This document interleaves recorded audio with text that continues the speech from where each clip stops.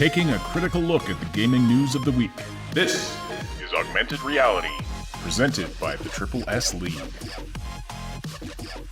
Hello everybody, welcome to the Augmented Reality podcast, which is totally live on YouTube for the absolute first time tonight. I was totally not accidentally streaming to Twitch a minute ago because we've been streaming to Twitch all weekend and I forgot to change my settings over. No, that's ridiculous. Why would you even think that? This is the Augmented Reality podcast. My name is Ashenity and it is June 12th, 2019. We are more than halfway through E3 week. It's been an exciting week. It's been an exciting time to be a Cyberpunk 2077 fan or a Cyberpunk fan or a gaming fan in general. Well, actually, that last one might not be true.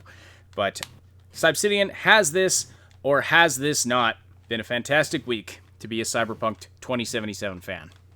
Well, it's a pretty great week. I did prefer last E3s, to be honest, and I am definitely looking forward more so to the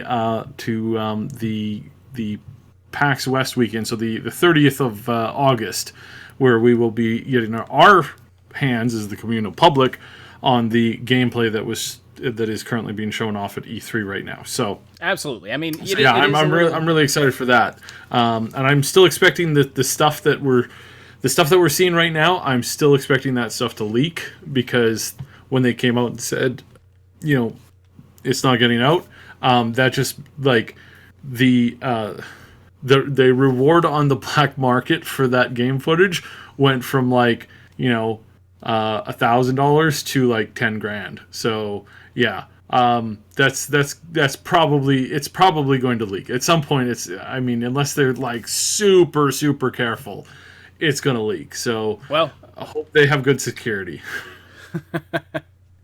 It very well could, and we're not endorsing anything like that. No, we're not endorsing it, guys. CDPR, we're not endorsing it. We're just stating the fact, the obvious reality. By the way, did you know that you have a $10,000 reward for somebody who can get that info? Like I said, I hope you have really good security and you're doing double checks, because if not, somebody's about to get really rich. Mm-hmm. So, all right, if you're listening live today, please say hello in the live chat. Send us your questions and comments there as well. We'll read and respond to as many as we can throughout the podcast. And don't forget to slam that like button. It likes it rough, or just give it a nice platonic squish.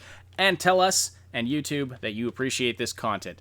To get that joke, you'll have to listen to the most recent edition of the Cyberpunk 2077 community podcast.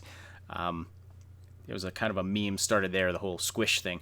All right, if you're listening after the fact on one of the audio-only platforms, we're glad you're here as well, and we appreciate your likes and follows. It does take us a day or two to get the podcast up to the audio platform, so if you want the latest info sooner, we encourage you to hit the link in the description to subscribe to the Triple S League YouTube channel. In addition to the podcast, you'll find lots of other fun and informative gaming content there as well. We are going to talk about a number of things today. We're going to talk about why E3 2019 has felt a little bit lackluster. We're going to talk about some Bethesda fails, and we're also going to talk about the prominence, or the growing prominence of game subscription services. But first, we're going to talk about what you are all here for, Cyberpunk 2077. And let's just go back to the beginning, because I don't want to assume that all of you have been following what's going on. So let's just kind of go right back to the beginning. So, Cyberpunk 2077, we knew they were going to be making an appearance at E3, and, they've been saying this is going to be their biggest E3 ever, potentially their biggest trade show ever, and as expected, they made an appearance at the Xbox/Microsoft showcase. They dropped a trailer there. Which, by the way, I have to remind everybody who were freaking out, they did say that they weren't going to be there. So, yes, please remember, these companies and PR people have to lie. They have to lie. Otherwise, you can basically pin down exactly what they're doing, right? So, just even by just by refusing to answer the question, it's like, Ash, if you have a black hat and I say, and you can't tell me that you have a black hat, that you're wearing a black hat right now, and I say, are you wearing a white hat, blue hat, green hat, yellow hat, go through the whole list of them, and if I don't say black, then, by omission of you saying no to everything else, you can then posit that they are in fact wearing a black hat. It's exactly the same thing here. So there's lots of people who are freaking out saying, they're not going to show up at the Microsoft booth, at the Microsoft presser, it's not going to be there, and then lo and behold, we get we get the biggest shock. It even no, it did not surprise me. No, it did Well, not. we knew they were gonna. We knew they were gonna be there. We knew they weren't. We knew they were gonna be there. They were gonna be at the Xbox showcase. There was no way they were not going to show up at the Xbox showcase. And lo and behold, they did. We didn't know what they were gonna do. And Russ Hunt does point out that indeed we did call this back in February. Ooh, yummy. Yes. Yeah. Yes, So yes. we did. The 6/9, June 9th. That was the date of the Microsoft presser, and we did see a little hint about that in their Valentine's Day image that they released earlier this year. And we have another little tidbit that I'm going to share later about how the actual release date of the game was hinted at over a year ago, and it boggles the mind. But anyway, we'll not over a year ago. I'm sorry, but like 9 months ago. We'll get to that. So okay, so you've probably seen the trailer by now, the new trailer that they released. It's a story trailer. It reveals a lot more story details than we had before. We get to see some characters in new situations. We get to see Dex Deshawn, and there's some interesting things that happens. Like the companion Jackie actually dies in the trailer, which is bizarre. And we put out a video on this this week, just talking about this. And is this built right into the story, or is his death the outcome? The outcome of choices made. We're pretty sure that the whole scenario you see in the trailer is the bad outcome, or at least one particular outcome of how you complete a particular quest. Because he actually, it's implied that he kills Dex Deshawn. You don't actually see Dex Deshawn getting killed, so it's that might not happen. But it kind of looks like they were trying to imply that he shoots Dex Deshawn, which I guess doesn't necessarily kill him. But as far as Jackie's death, we just don't know at this point if that's just built right into the story, or if that is, just one of those consequences of choices you make throughout the game. So, we'll have to wait and see on that one. We do know that, of course, this game is supposed to have big consequences for choices you make. Your actions are going to have a real effect on the world around you. So anyway, we saw this story trailer. And right at the end, who appears but Keanu freaking Reeves playing the role of Johnny Silverhand. And everybody, we need that Joker clip now. Everyone loses their minds. Absolutely everyone who is a hardcore Cyberpunk fan probably lost their minds at that moment, because Johnny Silverhand is a famous character from Cyberpunk lore. We weren't sure if he was going to be in the game or not, at least not in any official sense. Turns out he really is in the game, which is interesting because he died. So, and as Mad Queen has been theorizing, and as I have been saying this whole time, obviously I've been dropping hints about this for ever, and constantly hinting, hey guys, Johnny Silverhand is going to be in the game. So is another another certain lingerie model, as is couple, maybe one or two other people, just throwing that out there. This immortality chip that they're chasing after, it's there for a reason. It's known for a reason. It's out there for a reason. So yeah, absolutely. And what's come out since, now we see at the end of the trailer, I didn't catch it the first time I saw it, but after I watched it again, you see Johnny Silverhand, Keanu Reeves' character, just glitching out for just a second, showing that he's some kind of a hologram or something, some kind of a digital image. Space Force Ghost. Oh wait, that's already been done. Space Force Ghost. I guess it has been done, because that's exactly what this is. Except instead of using the Force, you're using technology. Right. So yeah. So his mind is in a computer or something, or we don't know. Tell you what. I'm gonna throw out a spoiler. Because now minor spoiler as to how Johnny Silverhand ended up in this current position. Minor spoiler alert for those of our awesome audience who happens to listen and who happens to know that we know things. Minor spoiler, because if you read the books, it's extremely obvious. So his girlfriend, Miss Cunningham, decided that she wanted to make sure good old Johnny would not die if anything horrible happened to him, such as, things tend to do to rock stars. I don't know if you know this, but it's actually a fairly dangerous profession, with a lot of them dying fairly young in their youth, in their prime. So she basically did this without his knowledge to him. She basically made essentially a backup copy of him, and he didn't really know about this until after, of course, his physical body died. So, minor spoiler for the for some of the lore that'll come in, that will be a little bit pivotal. Not really. It's basically just what's the term? It's just basically like a little side knowledge. Well, that sounds more like lore. That just sounds more like surrounding lore rather than. It is, but it has not been confirmed yet. So I'm going to throw that out now for people who, for our fans who come onto the show and know that that they get this kind of stuff. Because the other thing I want to do very, very, very, very briefly is I want to say congratulations to us again for nailing well over a year ago. We talked about the skill build and how the skill system was arranged, and guess what? Skill build was previewed at the conference today and yesterday, and guess exactly how it is exactly how we called it. So I don't want to pat myself on the back too much, but I'm telling you guys, we have good solid inside info here, and if you want the inside track, then you are in the right place. Mm-hmm. No one likes a self-congratulator, but since you're an AI, I am putting it out. Yeah. Yeah. His human customs chip keeps malfunctioning. We are trying to figure out what's wrong with it. Anyway, but I mean, yes, you did call that, as you've called many things on this podcast before. So I mean, it's pretty darn good. All right, so Cheyenne, I don't know how to say your name. I'm sorry. In the chat, hilarious little thing. Download your boyfriend. Yes, no, absolutely. Yeah, absolutely. Seriously, honestly, girls. I mean, they know what's going on. They know why Cunningham did this. It's totally makes sense, right? So yeah. Let's back him up to a state.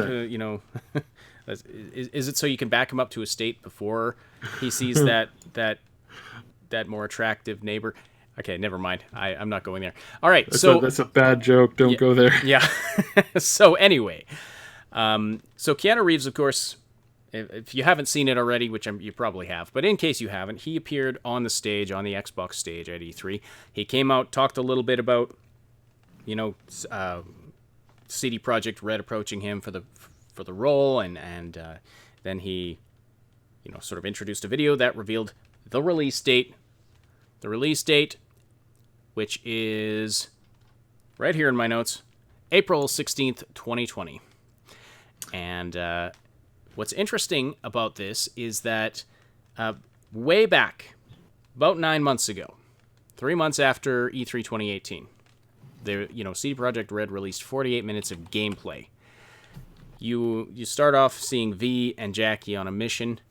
The date that pops up on the screen is April 13th, 2077. And then after that whole mission, V wakes up in her apartment 3 days later. The date doesn't appear on the screen, but 3 days later is April 16th. So, mind blown. Coincidence? I don't know. If it was anyone except CD Projekt Red, I would lean toward coincidence. But knowing them, as you've talked about many times on here before, Cyb, these studios have multiple target release dates. We know their initial date was holiday of 2019. They have opted to push the release date back to April. It would not surprise me if they hid all of their target release dates somewhere, and and then when the actual one is released, it will have been teased. You can point to it, yeah. So anyway, that's really funny, and that's just one of many mind-bending things that CDPR has been doing this week. But anyway, so Keanu Reeves also gave a an interesting interview with IGN that was really cool. And Marcin Nowitzki did a talk this morning talking about him coming into the studio. He apparently, I mean, he's a major character in the game. Now, we know that, we saw 9 months ago that during character creation, you can pick one of 3 childhood heroes, and this somehow affects your story going into the game. You can pick, one of them is Johnny Silverhand, and there's 2 others, Morgan Blackhand and Saburo Arasaka. Now, this led to some speculation of, well, if you pick one of those other 2, do you see them instead of Johnny Silverhand? But it's looking like Johnny Silverhand is such a major character. My suspicion is that he's the one you see regardless. He's a massive character in the game. Now, he did, Keanu Reeves apparently did, or Marcin Nowitzki said he did 15 days of voice work. Mm-hmm. And he is the number 2 largest character in terms of number of lines recorded. But according to his Keanu's interview with IGN, he actually did some motion capture as well. Mm-hmm. So considering that, I find it impressive he got all his work done in 15 days, if that's all it took. Now, I don't know. I don't know they were not consecutive days. They were spread out through a couple of weeks. There was kind of like between filming of some of his bigger movies, he would slip out, do a couple days of recording, because you can only really do you can do about 8 hours ish in a day of recording. If you're a professional and you're really good at it, you could probably push that into about 12 hours. But at some point your voice starts to break down a little bit and you need to kind of give it a break. And then you can do that for a maximum of 2-3 days at a time. But again, if you're a professional talker, such as people in the news or whatever, you do get to the point Cherami, who is the voice of female V, she does several. There are weeks in the year where she's recording for about 10 to 12 hours a day. Did you just say Cherami? What? You mean Cherami Leigh? Yeah, sorry. It's speaking of long days in this, overheating and doing things wrong. God. Yes. So apologies. You're gonna kill me, aren't you? Well, not you, her. We're gonna defrag your hard drive. Yeah. We need clearly. I'm a little. It was really hot today. It was really hot. So yeah, she does recording. She records in some cases up towards 2 weeks at a time, going 5-6 days a week. And it takes a long time for you to get that good, and then also maintain your voice too, because something that happens before you start doing a lot of voice work is your voice is one thing. After you do a ton of voice work, your voice becomes a different thing. Yep. So it is yeah. It is and, interesting. For context here, Cherami Leigh is the actress. I don't know if it's politically correct to say actress anymore. Who cares? The actress who does the female version of V. I don't remember the name of the guy who does the male version of V. And to answer Danny Boy's question, Keanu is being, the number 2 most lines. My assumption is that they're second only to the main character, which is V, who would actually have twice, that number's actually doubled up because you've got the male version and the female version. So they recorded everything twice. I'm guessing that's the number 1 is just that main character. There's a possibility that the main character's lines are a lot less, but probably you're right. You're probably right in the sense that it's probably a double. And I would also not be terribly surprised if the person who did if it went to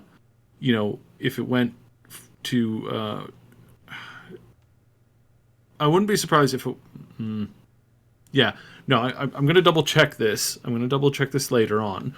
But I wouldn't be surprised at all if she ended up doing more voice lines than him, but not more than the male V. Meaning the male V is number 3, Keanu is number 2, and she's number 1. Why would the female V have more lines than the male V? Because not because she has more dialogue lines as V, but as she has an enormous range of voices, and they may have gotten her to do some extra personalities, characters, side things, and stuff like possible. that. If we're talking about which actor had the most lines, yes, I thought he was referring to which character has the most lines. Anyway, no sense. No, I think what he meant. I think what he meant is, that might be true too. So yeah, no, we'll see. Anyway, yeah, that's just a thing that kind of like really matters. Interest, but anyway, so yes, the protagonist is definitely voiced. Yes, in case absolutely. You I mean, haven't been picking up what we've been putting down. By the way, the main character is voiced, the male and female. You have 2 choices, and it's pretty extensive. So yeah. And by the way, we are Cherami Leigh's favorite YouTube channel. She told us we have a recording, and it had nothing to do with the fact that... Can you play it? I don't have it here. Actually, I could probably play it. But anyway, It has nothing to do with the money we paid her to say a line for us. I'm sure it has nothing at all to do with that. No. But anyway. No. Or it's because, we're personal friends. They're just throwing that out there too. All right. Anyways, moving on. Yeah. So let's see. Well, where to go next with this? So, of course, the members of the media and the press have been able to go in and see the gameplay, and PC Gamer has. No, this is a different one. Hold on. IGN wrote up a huge article that we're going to go through here, just kind of going through a moment by moment, what they experienced. IGN put out a report saying, now, Cyb, you might correct the record on this. I don't know that this is actually 100% correct, but this article says you can finish Cyberpunk 2077 without killing anyone.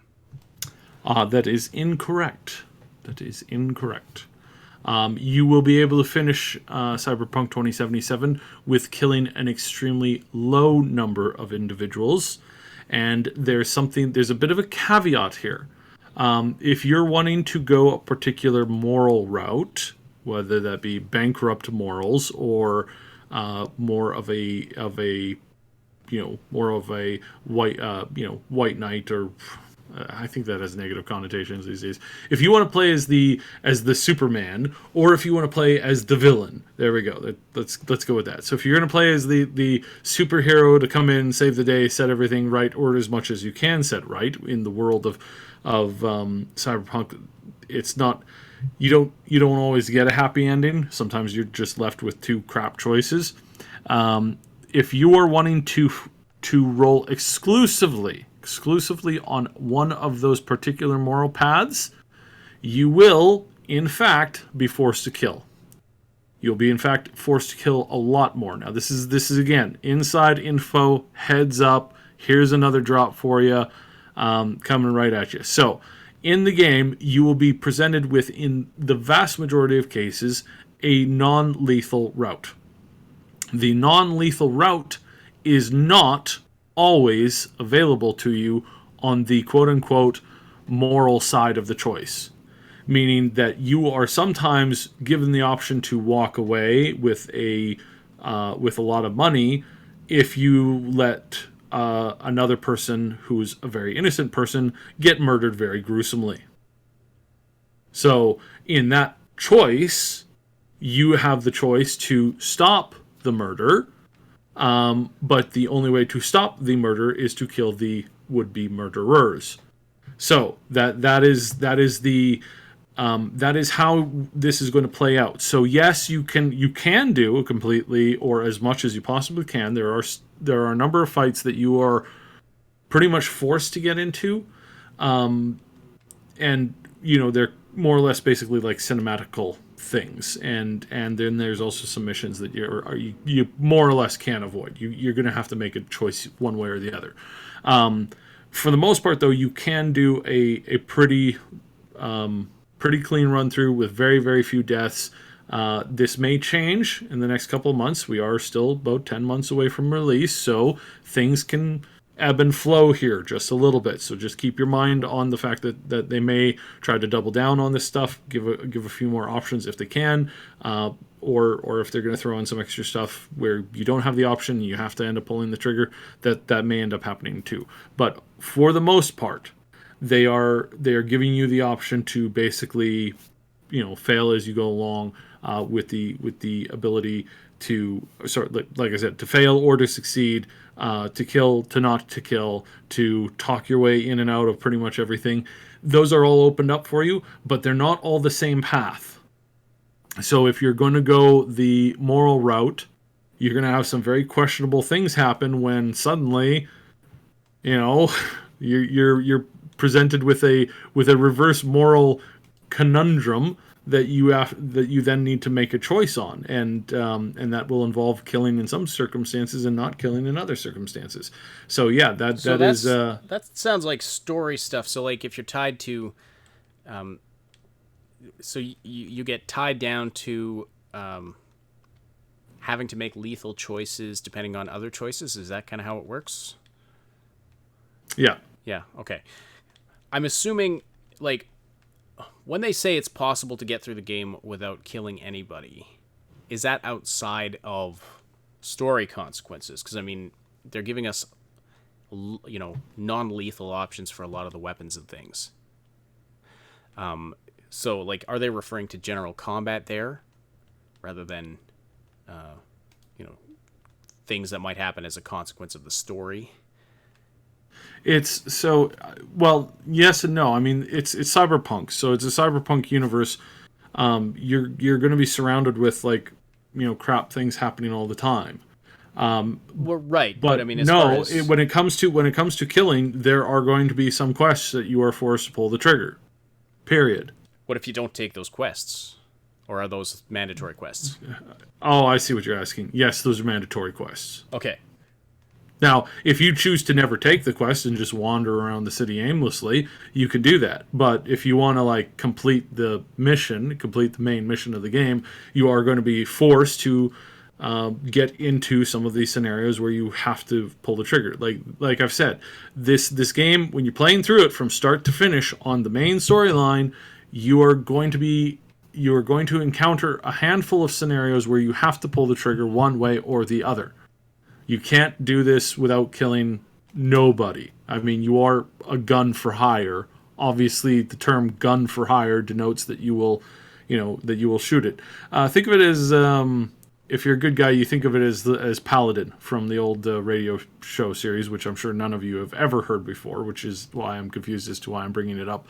But Paladin had this quote where it was, "Have gun will travel," but he was a very honorable bloke, and he never killed anybody unless they basically forced him to do it. And he would always, of course, because he was the hero of the story, he would always manage to do it against no matter what odds. But for the most part, he was not out to run around killing people. He was there to see the sights, explore, discover things, and to make money, of course. So it's a very interesting radio series if you're ever into it. But yes, overall, you can beat the game, but you will be forced to kill a handful of people.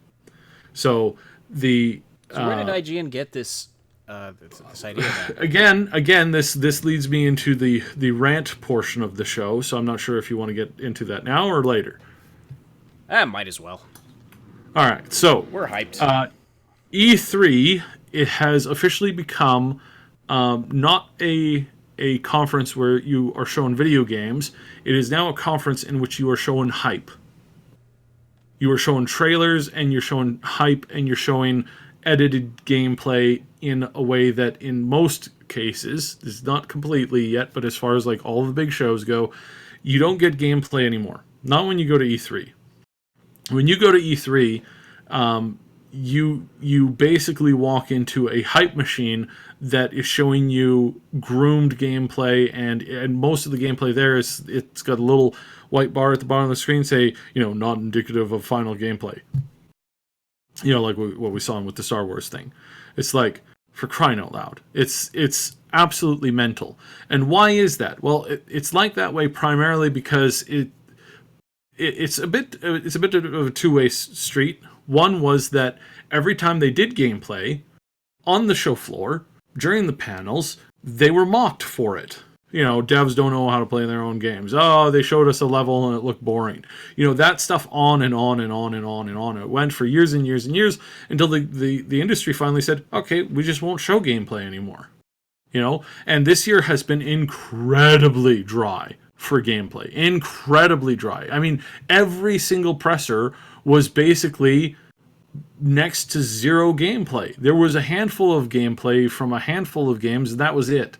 A very minute number of them. All of the biggest games, the biggest shows of this year, basically none of them included gameplay.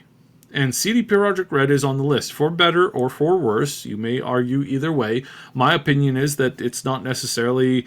I mean, that's what they did last year. It's what they've done before. So why would they change what's working for them, right? So I'm not peeved at them for it. I'm just pointing out the shift in the dynamics of what E3 is. E3 used to be a show where you went as a journalist, you would pick up an entire box load of demos and free play, like free portions of games that you would then take back, play, pass around to your friends, then they would play it, or your business associates. You would go say, hey, I run a franchise. I've got 15 computer stores. Give me 250 copies of your demo discs, and then we'll give them away for free at our stores, and then those people will end up buying your game. That's what E3 used to be a very long time ago. A very, very long time ago. It used to be a place where you got your hands on the games in alpha and beta states, and then you would play it, review it, and then you would give your opinion to the people around you. This is not what this is anymore. This is just a hype machine. Last year, we saw the last of basically the gameplay moments. You're not seeing that anymore. You're seeing trailer, then, edited gameplay, then rendered gameplay, put in a cinematic form, and that's it. There's no gameplay anymore.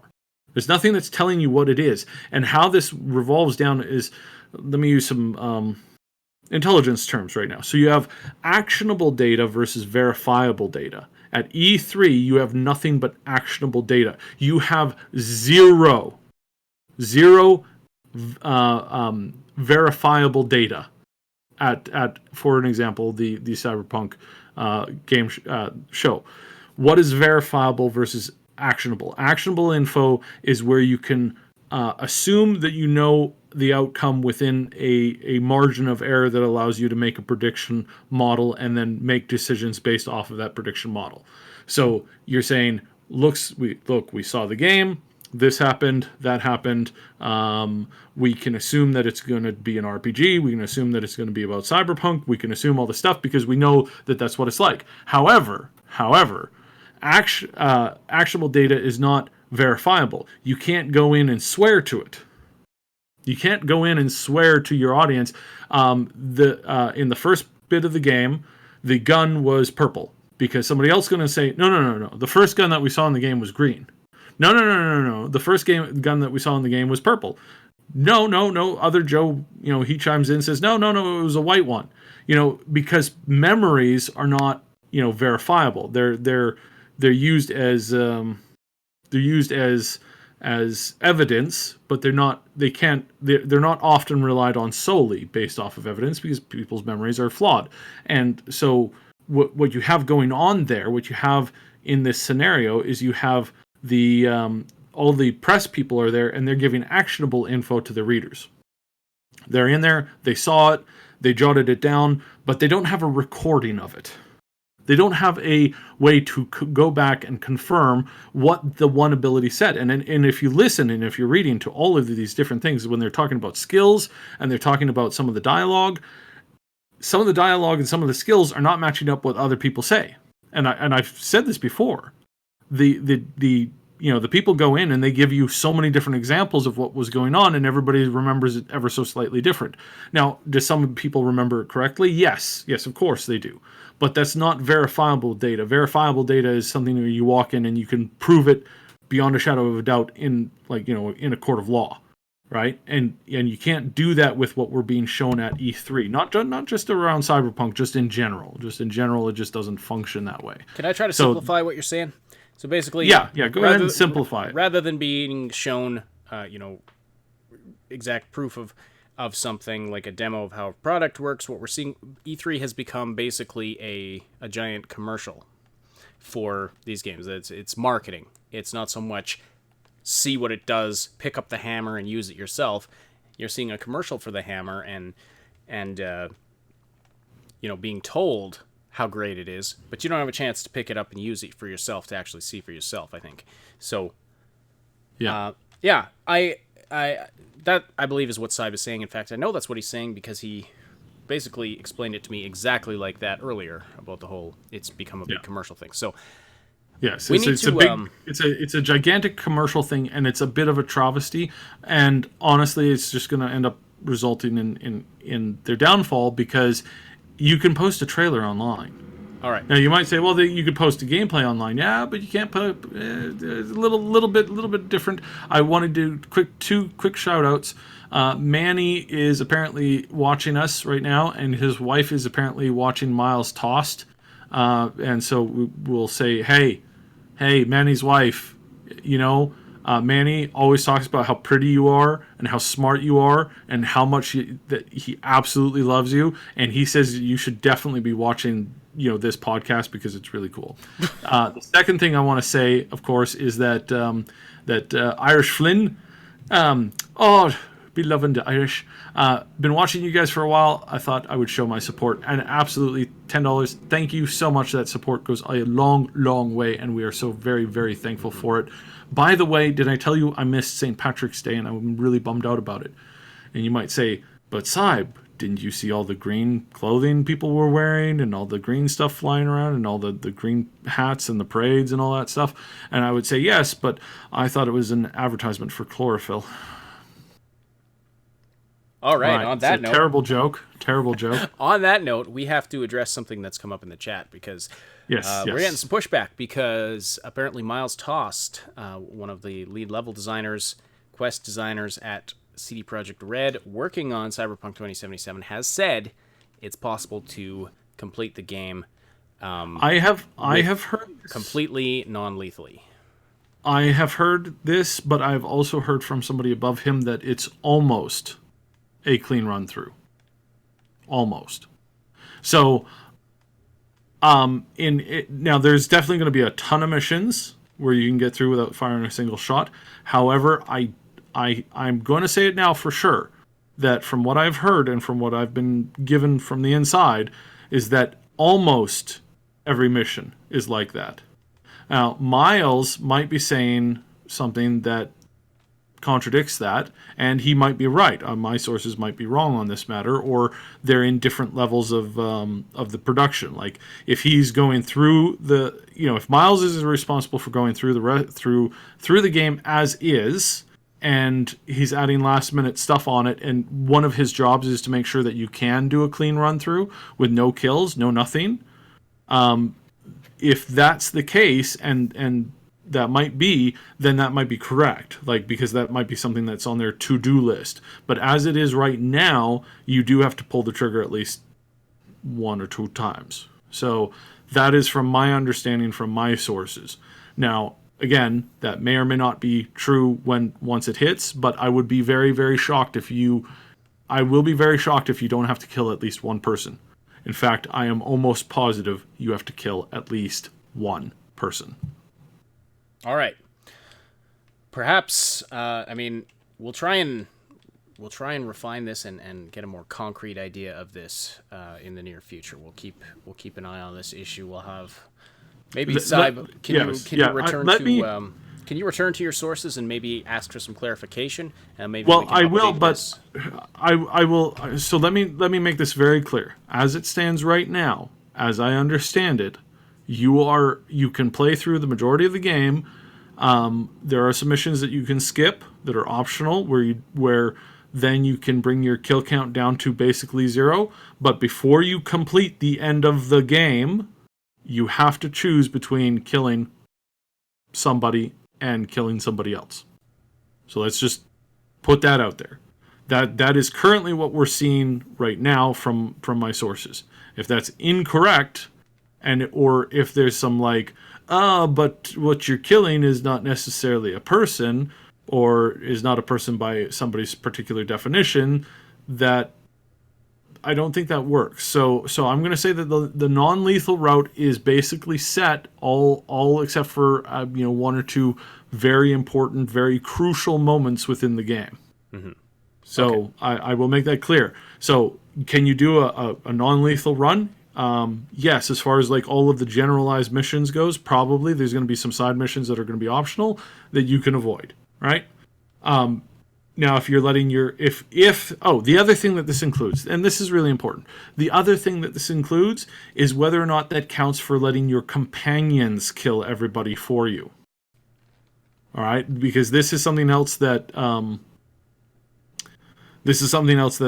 that can be probably misinterpreted, and I want to make sure and make it very, very clear that we're addressing this as is.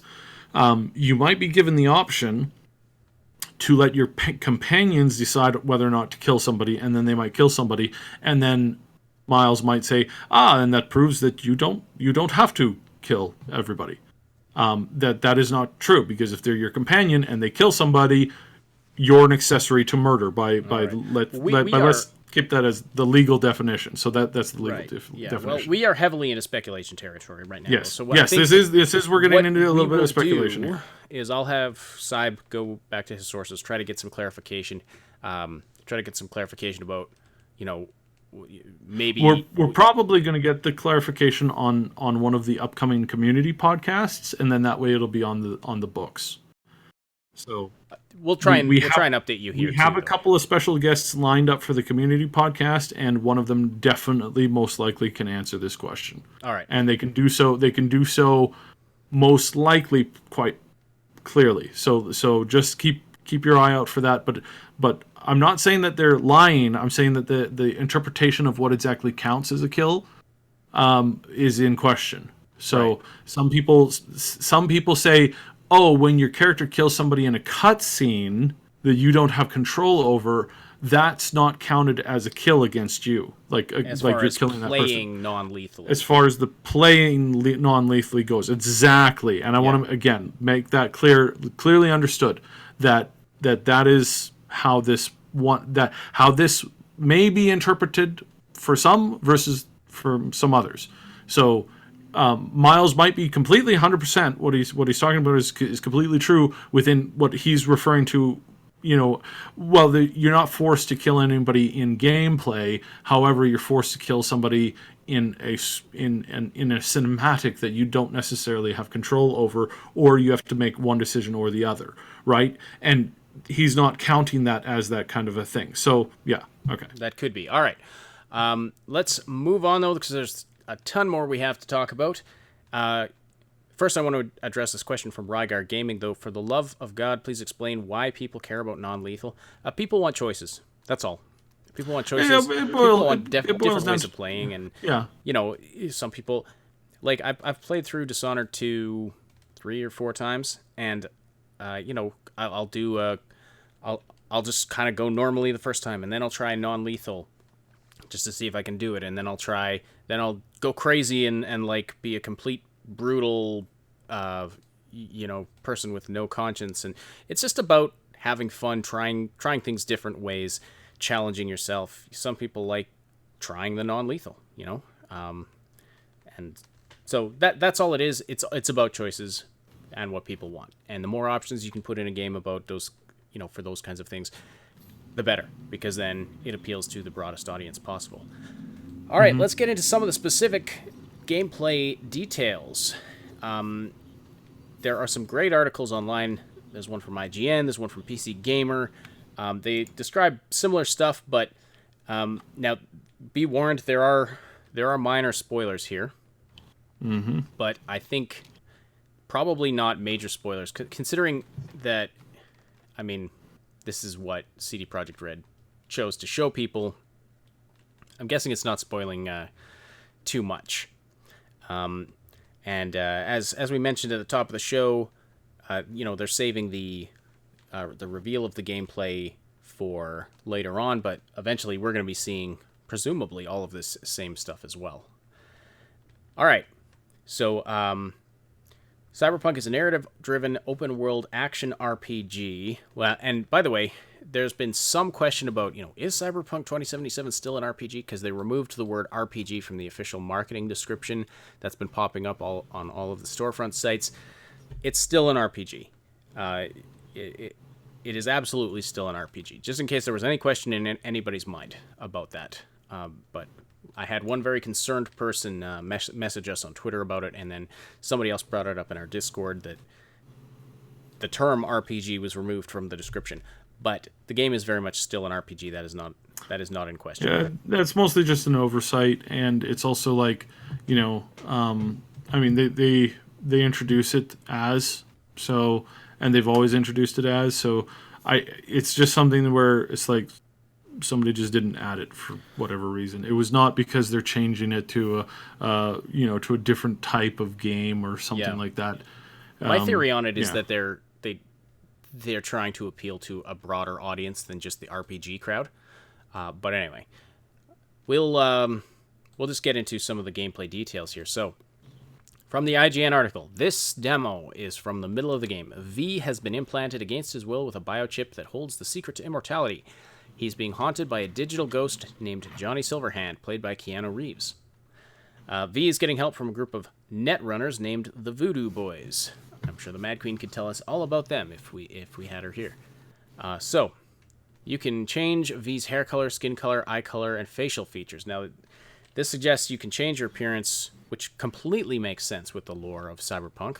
You can change your appearance at any time within the game. So, you don't just create it at the beginning. You could become a tiger person if you want to, or as we sometimes refer to them as furries. Now, this isn't going to be in the game because, and we've talked about the reasons why. But just so everybody knows, in the original pen and paper, this is not a new thing. Some people were commenting that this kind of body modification was a new thing. No, it's been around since the 80s. It's really weird, but it's been around since the 80s. So don't panic over that. It's not. They're not changing the lore or anything like that. They're just staying true to it. So right. Yeah. Keep going. So you can customize hair color, skin color, eye color, facial features, etc. And when you leave the customization menu, Johnny Silverhand comments, "Come on, you really think they give a rat's dick how you look? I can't wait to play this game." When V meets the Voodoo Boys at a chapel, they reveal they have Haitian ties. We're moving through a huge crowd in a chapel as a preacher gives a sermon. When meeting your Voodoo Boys contact, the Street Kid Life Path choice opened up an alternative dialogue option. So that's one of those three. No, that's not something I mentioned earlier, but I believe that is one of the character creation options you select at the beginning of the game. Street Kid, because you choose a life path as well as like a childhood hero, and that affects things going forward. That gives you alternate dialogue options. All right, so the contact directs you to a butcher shop to ask for someone named Placide. Graffiti on the wall says, "Where's Johnny? Where's Johnny?" The demo takes place in the Pacifica region of the city, which was initially supposed to be fancy, but investors pulled out and left it a wreck. That sounds really interesting. That sounds like an interesting setting. So there's real-time translation of someone talking to you in Creole thanks to an implant chip. They speak it, and you just read the subtitles. So that's interesting, too. So they're going to have characters actually speaking their real languages, and then it's, you're going to have the translations popping up on your HUD. So, yeah, that's interesting. That's pretty immersive. So you meet Placide, who then leads you somewhere to give you a job. We're trying to learn more about the chip in our head. It's repeated that it's not there by V's choice. Now, we see it in his head in the trailer. So I wonder how it got there. All right, Pacifica looks like an extremely run-down boardwalkish district, a little like Santa Monica, CA. We see hotels, a Ferris wheel, flamingo statues. A rival gang called the Animals have moved into a rundown mall called the GIM. We head to a hotel converted into a tech haven and visit a shopkeeper called Grand's Tech Shop. Feel free to jump in with commentary whenever you like, Seb. There are lots of shops to find, and more stuff unlocks as your street cred goes up. So that's an interesting dynamic of the game. So you have and we knew about this. You have a street cred rating, I guess, and it sounds like you're able to buy more stuff in these shops, or possibly that more shops actually unlock as your street cred goes up. So this character is getting Netrunner stuff, since in this case we're playing as a Netrunner. To clarify this, to the Silverhand thing mentioned earlier, he is literally just a voice in your head, like a narrator, at least so far. So you're going to be playing this game with Keanu Reeves talking into your brain. Mm-hmm. That's the coolest thing ever. Okay, there are lots of custom clothing options, of course. We bought something called Demon Software, maybe Damon, that gave us a new ability when equipped. Placide leads us to an office to talk, where he tells us to take a job before he'll tell us anything more.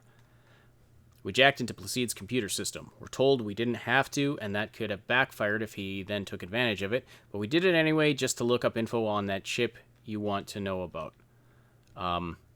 That's not entirely clear what they're talking about there, but it sounds like maybe it's like the person playing the demo gave them some additional information to what was going on the screen there. All right, you had taken a bullet to the brain at some point, and the chip supposedly stopped working. Oh wow, Silverhand is like a hologram chilling behind Placide during this whole conversation. So just like a digital ghost, exactly like you were saying at the beginning, Cyb. He's going to be visible sometimes to just kind of chill out. Mm-hmm. He's just going to hang out. He's just going to hang out with Keanu. Just gonna hang out, dude. Like, talk about Trinity. And be excellent to each other. He looks exactly like he did in the trailer. He has a little blue tint and is glitching out. He makes occasional comments. Placide's mission lets him use you so he can see what you see as you head to the GIM to liberate it from the animals. Liberate it. Alright, someone has equipped the animals with high-tech gear, which is super weird, so you've got to find out who and why. Now Placide is also talking to you through your head. It's getting crowded in here. This reminds me so much of Deus Ex, where the people would just start talking to you all the time, and you're wondering, how do they just stay connected to you all the time? There's a full dynamic day and night cycle. Sunset looks nice. Would expect nothing less. We come across a Yaibi Kusanagi motorcycle and start riding it.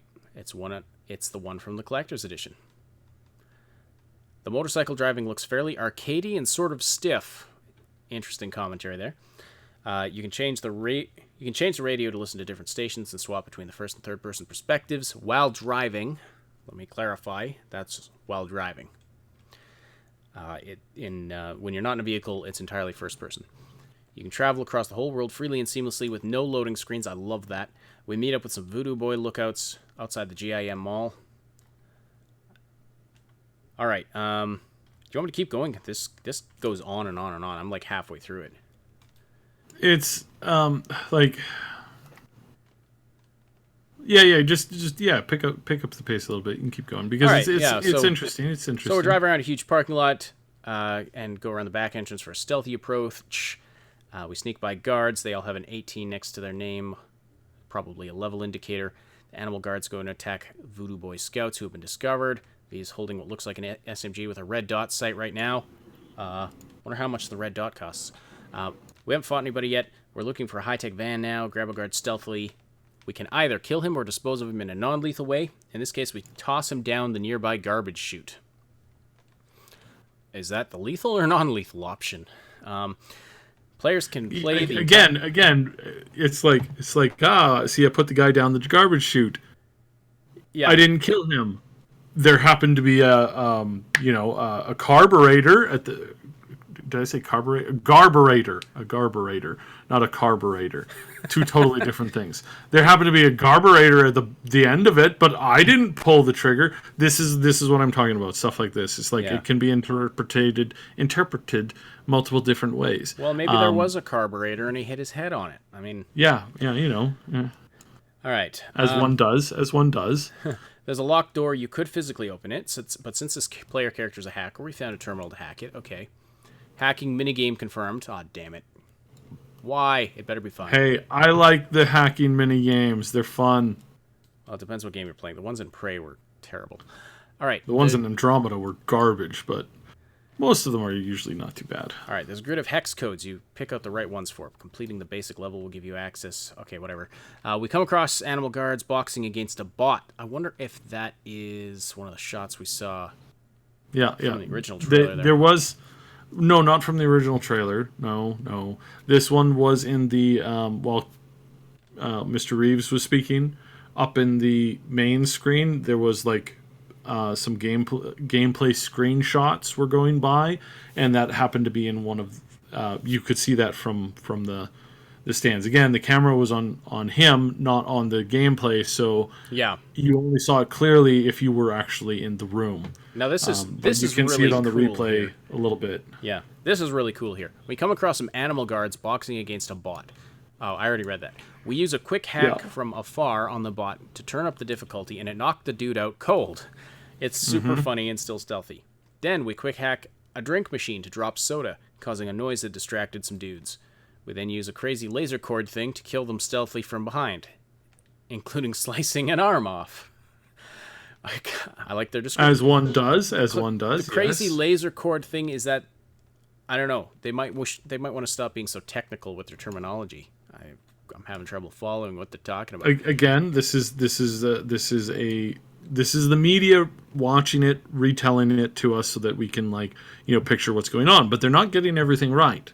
Mm-hmm. It might be. I've heard that thing that described multiple different ways. One guy called it a nanowire, another one called it an electro wire, another one called it something else. This is what I mean by no verifiable information. We can't prove beyond a shadow of a doubt which one of these things was correct because we don't have the gameplay, so we can't see it and confirm it. All we do is we just take people's words for it. So right, all right. So fluid class system. Okay, that's not new at all. We've skipped back to the van. Here's driving on some animals, still trying to be stealthy. I'm going to just skip ahead a little bit here because they're just talking about some technical stuff. Shot a dude in the knee. Technical stuff. Shot a dude in the... By the way, speaking of technical, we have found out that CD Projekt is partnering with NVIDIA. They're bringing real-time ray tracing to Cyberpunk 2077. Mm-hmm. So that's really cool. If you have the hardware to run it. The laser cable is called a monowire. It's held like a garrote and can be used to hack people from afar or slice them up like crazy up close. Perks also affect dialogue options. Okay, yada yada. It goes on like this, just kind of describing different things they're doing. If you are longtime listeners of the show, you will recall a couple of months ago when myself and somebody else mocked Ash for not knowing what a monowire was. So yes, wink wink, nudge nudge. Just throwing that out there. Yeah. Keep going. Say nuclear. Okay. Bridget is back with... I don't know who Bridget is, but back with Placide when we get there. She knows about the chip. We are looking to talk with Alt Cunningham about it. An established cyberpunk character. Good old Johnny's girlfriend, right? Yes, this was his girlfriend. And Alt was the first person to make themselves into a fully digital consciousness. Bridget leads you to the heart of the Voodoo hideout. We're using Johnny as bait to draw Cunningham.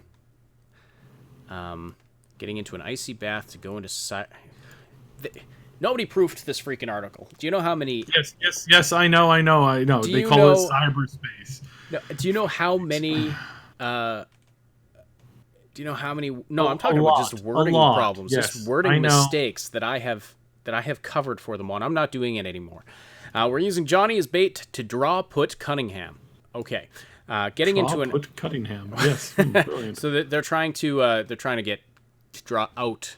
That's supposed to be draw out yes. Cunningham. Yes. Getting into an icy bath to go into cyberspace. The world disappears and comes back as a wacky digital version that looks like Tron mixed with the Matrix. Unraveling the mystery of the chip is a big part of the plot. And that's the end. Now, you can read other articles, probably describe, there will be some overlap describing some similar things, but they're going to focus on different things. They're going to describe things differently. Hope you enjoyed all that. I don't know. It sounds fascinating to me. We have Cheyenne. Yes, it's transcribed notes from the gameplay, but man, they could have cleaned it up a bit. There's a chance that somebody was like talking into a microphone while they were just getting a written version down of it, or they were just writing really fast on a notepad while the trailer was going on, and they were writing blind. So it's like you're not looking at the page or what you're writing, you're just looking up and you're just writing as fast as you can, hoping that you're not writing on top of your other writing.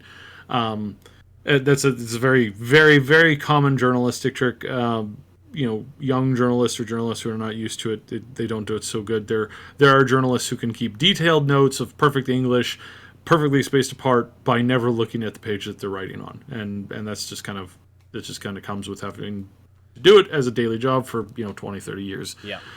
So yeah, just generally, nothing that we haven't suspected, nothing that we haven't been. Well, that maybe we that you a have. lot of this stuff we've known about for a while. We've been hinting at some of it that we were definitely told not to tell before it became public news. So we've been casually hinting at it. Wink, wink, nudge, nudge. And overall, this is looking great. This confirms a couple of big things. Big takeaways. Multiple classes, okay? Great way of doing it. We can become more or less who we want to play as. A skill spiderweb. So you get to go and you take any of the skills from any direction. You could branch yourself out in any way, shape, or form that you want to. Also, big, really positive. Love it. And of course, we talked about it well over a year ago, so that's really awesome too. We've got multiple ways to play the game that are not always going to be, if you're not going to be able to play as a Care Bear all the time who doesn't shoot and doesn't make any hard choices, right? That's not a thing either. We know that there's going to be cinematics within the game that kind of push the story along in places, and that's totally okay. Not every game can be a total Skyrim where you start the game and you don't have to do any of the quests. You just wander around forever. Technically speaking, you can probably wander around forever now, but certain areas and certain things are going to be unavailable to you unless you follow through with like the main quest stuff and what we talked about. Overall, this is great, and I can't wait to see it, and I'm sure everybody else can't wait to see it either. Ditto. Yeah. And we're gonna see it. It's like 2 months. We're gonna get our hands on it. So take the summer off, right? Or you can keep it locked here, and we will give you some more juicy information to get along the way. Yeah. So this is overall, this is really good. They're moving in the right direction. This game is not disappointing anybody who's seen it. Sure, the motorbike is a little arcadey and a little not super mega realistic, but we're not playing Cyberpunk so that we can drive around the city for hours on a motorbike in a perfect motorbike-esque simulator, right? That's not why people are playing the game. Can you drive around the city for all day on a motorbike if you want to? Sure, if you want to. Don't forget that the game is still 10 months out too. I mean, things like that I'm sure will get tweaked if there are problems. Yes, and we've talked about how last year they had a couple of things that they were told, hey, this isn't as good as what we would like to be or what we're expecting from you, and they're like, yes, obviously we're hiring for these positions, and they hired for them, and the stuff has improved massively. So overall things are looking really, really, really great. And I think what we have going on here is generally really, really awesome. So, hey Manny, did your wife hear what I said earlier? I'm seriously, I'm dying to know. If you can let me know the reaction of that, I'd be greatly appreciated. Just in general though, the game is looking great. There's a handful of people raising a handful of very bizarre complaints about the game that are not complaints. This game is literally sticking as close to the original Target, not Target, the original source material. They are doing pretty much everything that we've been expecting them to. So, this is not. There's nothing here to raise any red flags or concerns. There was a great interview earlier today where they talked about the importance of it. The only thing that generally I think there is, I've gotten a lot of complaints about this, is why isn't the gameplay released for everybody? Why is it only for the snobs that are going to E3? And yes, I understand that the ability for the average gamer to get an E3 ticket is like basically. It's like 0.000000001%, I think. It's like there's a few hundred gamers that get to go to this every year because it's mostly filled with press people. Great, awesome. The showing that they're showing is only runs for almost an hour. Then the time to clear out and regroup people, they're only showing a handful of showing. Your tops, they're only getting a couple hundred, like maybe 1,000 or more people in to see this. Tomorrow's the last day. Tomorrow you've got like 5-6 hours tops to see this. That's 4 or 5 chances, and that's not even 1,000 people. So yeah, it's rough. There's it's rough not being able to see it, and it is annoying, and people are upset. But again, just remember, 2 months we're gonna get it, and this time next year we'll all have basically finished the game. So, don't worry too much. A little heads up. So they're going to launch some new DLC when this thing comes out for the next console generation. So in the fall next year for the Xbox, there's going to be a brand new DLC. I'm saying it here first so that you all can hear it first. So again, if you remotely in the know in the industry, you're going, yeah, of course, right? But as I've discovered recently, there's lots of things that I've been not saying because I'm like, well, yeah, everybody knows that, right? And it turns out that no, there's very few people who know that. So I'm gonna try and like put out more information like this stuff so that everybody's on the same page as far as our audience goes. So don't no one should feel bad. I mean, he does that with me all the time. It's like, don't you know this? No, I don't know how many pixels are in the Mona Lisa. Like, this is not common knowledge. I don't know. It's why not I only just that. said It's pixels like, in the Mona Lisa. Don't try to pull threads on that one. It's just my fried brain after E3 week. Did you know that the Mona Lisa is not painted on a canvas? It's painted on a piece of wood. I did not know that. Yeah. See, there you go. So all of those movies where they roll the Mona Lisa up, that's all bull. It is on a wooden plank. Goodness sakes. Anyway, sorry. All ever seeing a movie where they roll up the Mona Lisa, but whatever. This is the Augmented Reality Podcast, and we love seeing everybody so active in the live chat. If you want to keep the conversation going after the live broadcast, we welcome you to join our Discord community. You can find the link in the description below.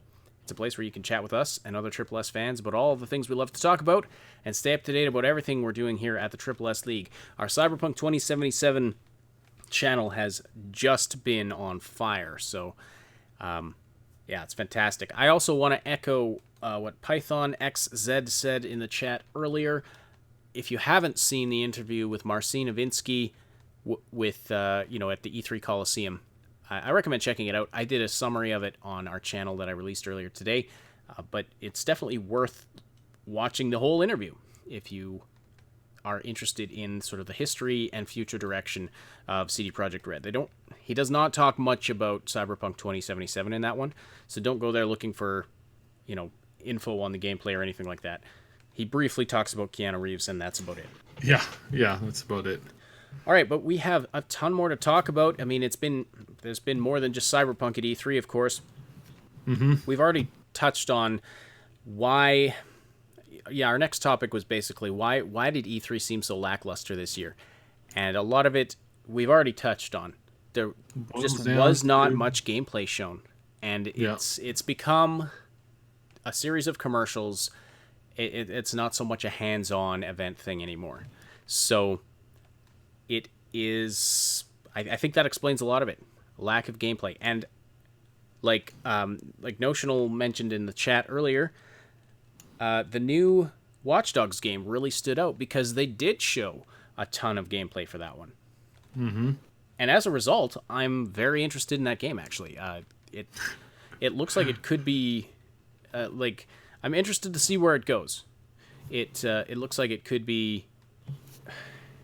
It might work. It might not. Let's put it that way.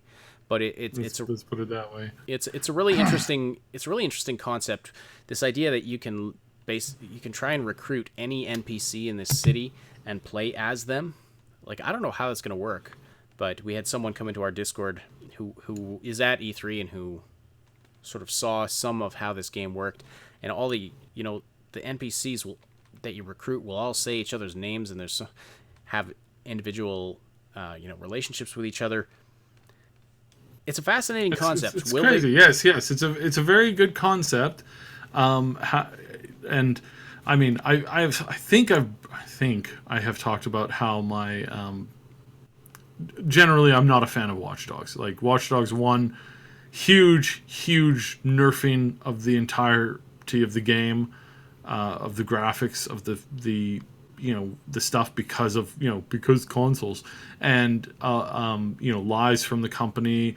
Then the second game came out, and sure, it was like graphically far better and more akin to what the original was supposed to be, which a lot of people don't realize is like, hey, isn't the second version of the game supposed to be even better? Like, isn't it supposed to push boundaries instead of just doing what you said was going to happen in the last game? Like, what are you trying to be, like the next Fable? Ha ha ha ha. But in all honesty, just generally speaking, I've never been happy with it. Like, it had great concepts, it had great stuff, but the problems with the game, the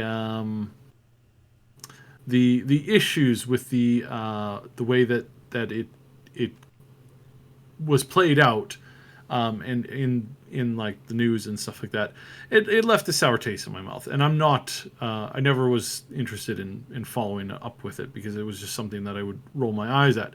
This game looks a lot better, looks a little on the preachy side, so I'm not sure if I'm going to get into it because of that, but generally speaking, yes, good job. Good concept, lots of new cool open world ideas.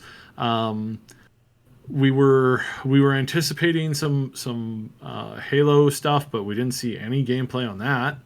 That was really disappointing for a lot of people. We're like, isn't this game coming out in like less than a year? Like, doesn't this game, or not less than a year. The game is coming out in next year's holiday season, so like a year and a couple months. It's like, don't you have any gameplay to show us? Which was weird because again, we were given some news and like, a wink and a nod. It's like, hey, show up at this one event here, and I'm so glad I didn't go. Instead, we sent some other people to go because they're like, wink and a nod. You're gonna see something really cool, and it's related to the Halo series. It's like, I'm like, that's a little bit early, but sure, whatever. We'll send people.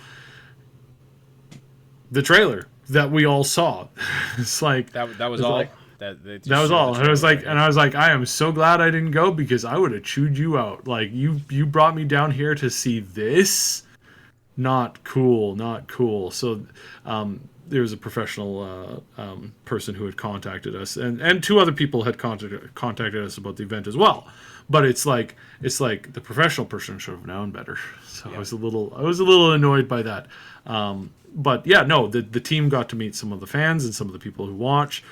So Curie was out and about talking to people, and that was great. That was fine, totally great. But like the anticipation of what we were told, what was going to be there, by somebody going wink and a nod, and again, that boils down to the whole problem with E3, and that's there's not a focus on gameplay. There's not a focus on good things. It's a focus on just like fancy trailers and get the hype machine up, right? And it's like, ugh, come on, you can do better than that. Don't try and pull this EA garbage. Like, try, do something worthwhile, right? So that's basically where I'm on that. I'm a little, just generally speaking, I'm not super impressed with the gameplay aspects of E3 this year. Bethesda disappointed. Now they definitely stepped it up as far as 76 goes, which I've been saying for a while now that they would. Does this mean that people are willing to forgive them? No. Well, apparently not. We put out a poll Nope. yesterday, this was a poll on our YouTube community page, and it's as of right now, I just refreshed it. It's got 315 votes. I'm gonna post it in the chat. Please, please, please go add your opinion to it. Be as honest as you can, because we're using this to kind of gauge information and stuff. So please let us know exactly what you feel and exactly how this looks, because this is something that we want to know. We want to see if this is the case, right? Yeah. So anyway, the poll question I put out, and bear in mind this is on our YouTube community page, so it's basically limited to people who are subscribed to us. But what's your reaction to the Fallout 76 content revealed by Bethesda on Sunday? Did it give you any renewed interest in the game? That's the question I posted. Here are the responses. It's enough to get me back into the game. 8% picked that choice. 8%. The next option was, it's not enough to get me playing now, but maybe down the road. 13%. So if we're going to be really generous, if we combine those together, that's 21% of people who had some renewed interest in the game after what Bethesda showed at their showcase on Sunday. 13% said, it's not enough, I have no renewed interest in the game. 4% of people said, I never stopped playing. Fallout 76 is totes the best. I think some of those were joke responses. Probably. But I am not going to say that if you are enjoying 76 that you should be shamed out of playing 76. I never want to shame you for for the enjoyable things that you do, right? Some people love eating tapioca. Nobody should shame them because of that. Nobody should shame you because of you enjoy doing something. So we're not shaming you for that. All we're doing is just pointing out the general stuff and making a little bit of a joke. But we're not making a joke against you if you enjoy the game. I think that the game had potential. They kind of squashed the potential. I would definitely have preferred basically the game that we're going to get this winter, a year later after its release, I think is something that they could have launched with. They could have released with that and gotten pretty good overall. There would have been some it was a little light on content, or some of those generalized complaints. Sure, 100%. But it would have not have gotten the absolute firestorm that it got and that it deserved to, because of all the mistakes that they did make and all of the small errors, big errors, all that kind of stuff. It was quite terrible and sad and whatnot, but in all honesty, the game is not as horrible as some people would lead you to believe that it is. Fair enough, but here's what I think is really telling from the poll we put out. The final option was, I didn't watch it and or don't care. 62%. Yep. Out of 315 votes. So it's 62%. So that's over 200 people who responded, I believe, if my math is correct. Somewhere around 200 people that responded to this poll said, I didn't watch it, and I don't care. So, there you go. We got some comments. Niv Ozzy said, I like watching the dumpster fire. It's quality entertainment free of charge. I think Niv Ozzy is in our chat right now. Shout out to you. Sebastian Mostoic says, my reaction, ha ha ha ha ha. And Trikiran said, might be on the right track. So, it's going to be tough for them to renew interest in this game if they can't get people to care about it. And then, of the people that did watch and do care about it, so if we take the rest, so let's eliminate that 62% who said, I didn't watch and I don't care. So the rest of the people who did watch, there's a minority of people said, this is enough to get me back into playing the game. We had 8%, 13%, and 13%. If that 8% said it's enough to get me back into playing the game. 13% it said it's not enough to get me playing now, but maybe down the road. 13% said it's not enough at all. I have no renewed interest. It's going to be tough for them going forward. Yep. Like they got to really they might really smash it out of the park with Starfield and with the next Elder Scrolls. Yeah, absolutely. Which will happen. Both of those games, the way that they're shaping up right now, I'm finally starting to develop some contacts at Bethesda. It is an incredibly difficult studio to get a peek into. They do not. They run a very, very tight ship, and considering that I can get information from basically anywhere, that's like congratulations. I've had a harder time accessing Redacted from Redacted than I've had access trying to get information out of Bethesda. So yeah, it's shocking how well they're generalized security and how tight they run that ship there. But I can also tell you now, having finally started to develop some contacts, 100% absolutely, Starfield's going to impress you. Generally speaking, it might the genre and the format might not be your cup of tea, but you will still go, oh, that's really good. However, the next Elder Scrolls game, again, as long as it's your genre, as long as it's your normal cup of tea, you're going to go, oh my stars in heaven, this is the best game I have ever played. Yeah. Let the Bethesda rain down blessings upon it. It's going to be almost like a spiritual experience for you, because this is going to be one of the greatest advancements that we have in open world games. And again, you're saying, but how can they do that after having messed up on 76 so badly? Because they didn't take 76 as seriously as they should have. And this helped remind them why they need to take stuff seriously. Of course, not enough that they actually put a proper game to Commander Keen series that I believe we both are Commander Keen. Yeah.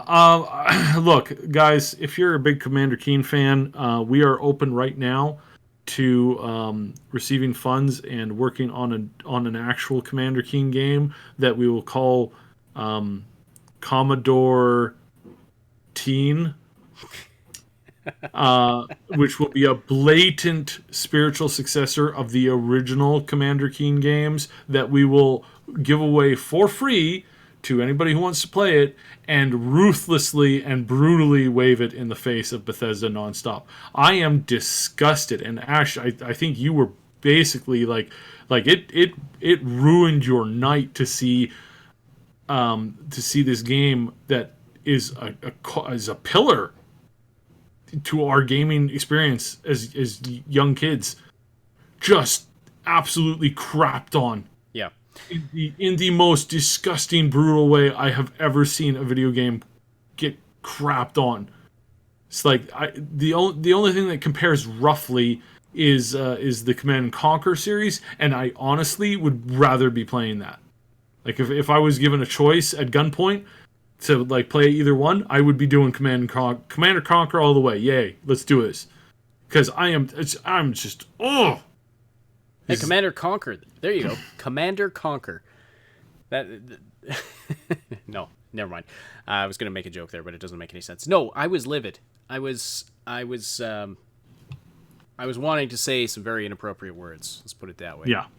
Yeah. So that they take a classic IP, and it's not just that they took a classic IP and turn it into a crappy freemium game, which is what they did. If you're not familiar with the situation, they took Commander Keen and they made it into a free-to-play mobile game that is clearly going to be stuffed full of microtransaction garbage.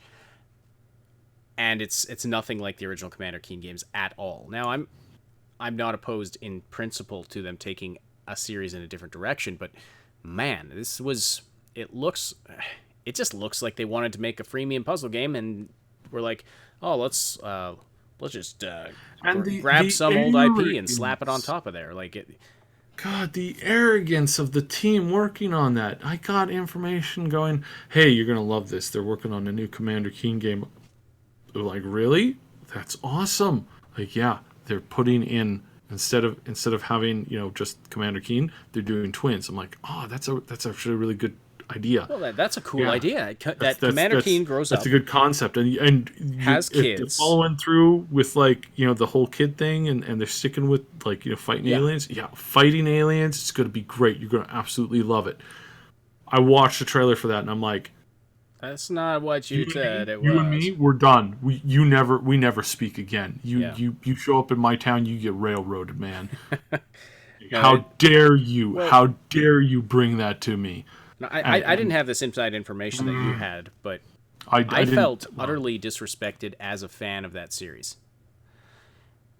You know, I don't know how many Commander Keen fans there are out there, but this was one of my core games of my childhood. Part of the reason for that is because I was actually allowed to play it because it was relatively non-violent. Like, you don't. Keen had a stun gun and a pogo stick, and, like, you know, you're not going around killing aliens. You're knocking them out sometimes or avoiding them. But it was super fun platforming, and it you know, so it was iconic to my childhood, and it's kind of like, you know, if on Mario you had Nintendo. I mean, sorry, other way around. How late is it? On Nintendo, you had Mario. On Sega, you had Sonic. On PC, you had Commander Keen. That was the platformer, at least in my circle of friends. That was the platformer that you would play. And anyway, utterly disrespected. I might put a video out about that. I know some people want to hear the rant that I recorded the night of. I have been debating whether or not I want to put it out. But anyway, so that was a major fail. So Fallout 76, like, was a fail in the sense that I don't think they're going to be able to re-garner interest in this game. Plus the fact that they decided to go the Battle Royale route with that. Like, I don't know. That just seems like a strange direction to go.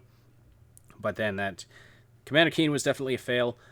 The conference itself, it was a bit of a fail in the sense that they clearly had these people planted in the audience to scream and shout and holler like fanboys at every little thing. There were people, like, just going crazy screaming for mobile games. Like, there's dragons in a mobile game. Yeah, there's Commander Keen mobile game. Yeah, and they'd get standing ovations. There's going to be an expansion to ESO. Yeah, it's like really.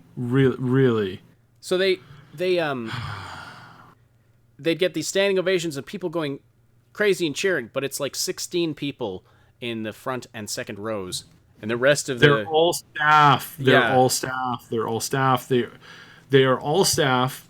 They know that what they're doing is not helping, but they're trying to, like, impress their bosses with how excited they are for it and how they love everything, and it just ends up making them look terrible. But at the same time, it's really hard to fire those people. Yeah, it might be a really good move. At least, you know, you're committed, regardless of regardless of whether or not this ends up getting you, if you become a meme or not. It's like crying out loud. Yeah. So a number on my desk again. A number of fails on the Bethesda front as far as their press conference goes. It was very lackluster. There was just nothing. They did have some positive things. There were some highlights from the conference. Ghostwire Tokyo. Oh Manny. We gotta talk about that here in a minute. We're almost there. So Ghostwire Tokyo actually looks really fascinating. I mean, we didn't get to see gameplay, of course, and it's going to be a while before it's out, but the concept intrigued me. As some people mentioned in the chat earlier, Doom Eternal and Wolfenstein Youngblood both look pretty good. I mean, Youngblood looks like just more Wolfenstein, but if you're a fan of Wolfenstein, that's a good thing. That's a good thing. My only critique with the character design is that their hair is just like it's so poorly made. It's like, guys, really, it just looks like trash. Oh my goodness, it's like get high. There's so many. This is the thing I don't understand. There are so many people on the Nexus mod site that make amazing hairstyles with their current engine. Some of the best hairstyles in games, period, comes from the Nexus mods for an 8-year-old Skyrim. Like, come on, guys, come on. Go hire one of them. Instead, they keep going with whatever, it looks like stuff from, it looks like it was built for the last console generation. Like, seriously. We don't have a budget for a hair guy. What are you talking about? Okay. Oh, it's gross. And then Deathloop. I have Deathloop written here. I don't even remember what that game is, but apparently it was interesting enough that I wrote it down. Yeah, people wake up, they try and kill each other, they die, they try and kill each other. Oh, they right, die, right. It was those two characters. It's like two characters. So now this locked the in concept is pretty interesting. If every time they kill each other, one of them forgets, and I think it's the person who kills the other person forgets what happened. Okay. So if you're killed by the other character, then you remember exactly how you died, so that you can avoid it for the next time. Yeah. And it's a as far as I understand, it's a single player progression time game, which is really tricky. There's actually several of them have been announced and shown off this year. Like, wow, that's really amazing, the fact that they're getting there. So this is really interesting, really interesting game genre that has not been done enough, because it's extremely difficult and extremely difficult to play. So yeah, that's right. Yeah. So some highlights from Bethesda, but overall just kind of, what are you doing? Like, you have nothing. Like, bring some actual gameplay next year, please, or impress us. Now, it does look like at least their sister studios have some interesting stuff coming, but and I think I do think that Starfield and Elder Scrolls 6 are going to be good games. I'm just very worried for the direction Bethesda's going. As far as monetization goes, and so I'm concerned we're gonna get a Starfield and an Elder Scrolls 6 at this point that are live services and chock full of monetization. Like, I'm there will be. However, they also have a stance that they will always allow for free mods. So you don't have to buy anything from the. And in fact, because there is some items in the store that are basically just crap copies of the things that are free. Yeah. And but they also said if you're buying them, so they have a policy on that, yes. But they also had a policy that they were only going to have cosmetic microtransactions in Fallout 76. So I don't buy any of that anymore. They've disappointed me too much over the past month. Long time. Long time, but the past 4 to 6 weeks. All right. Let's get off this. Just been brutal. Larian Studios is working on, which we talked about a couple days ago, but in all honesty, it deserves another conversation, because Larian, my baby, daddy loves you. Wow. The stuff they're putting out for this is amazing. Now, granted, it's mostly talk right now. There was their first community cast basically went up, and it is absolutely hilarious. You should definitely go watch it when you get the chance to. It is absolutely brilliant the way that they did it. It is one of the best companies in the industry as far as turn-based, the best company as far as turn-based RPGs goes, and they are working on the new Baldur's Gate. And they have made it quite clear that what they're going for and how they're designing this and how they're approaching this is to make the absolute pinnacle best D&D resource tool as well as game available ever, which is basically something that we've been begging for the Wizards of the Coast to do ever since Neverwinter Nights, basically. Right. We have been begging for them to get their butt in gear and make this happen, and they finally decided that okay, we can do it now. I am not a big fan of Wizards of the Coast's current direction, more or less, current format in the way that they approach games, definitely how they're behaving and acting out as a company. They have done a lot of really stupid things recently. They have ignored what fans have been asking for so long, and they have been really, really dismissive of like anything that the community puts out. But they happen to be sitting on like this gold mine, and they just keep on, they kept on basically just leeching off of it, and it was frankly disgusting. However, with this move, putting it in Larian's hands, there is nothing better they could have done for the series or for the direction of their company as a whole. And I hope that they don't put their fingers in it and start muddling around. I hope they leave them be, and just so long as their core rules are followed, that's all I care about. Just follow your own dang core rules. And for the love of Pete, don't meddle. All right, just don't meddle. Larian will do an amazing job. They will put out they'll put out mod tools. They will put out give access to players to do multiplayer with GMs and stuff like that. This is so going to go in the right direction, and the fact that that Wizards do or are saying that their hands are kind of more or less off of the project now. Good. Please keep it that way, because I can't trust you.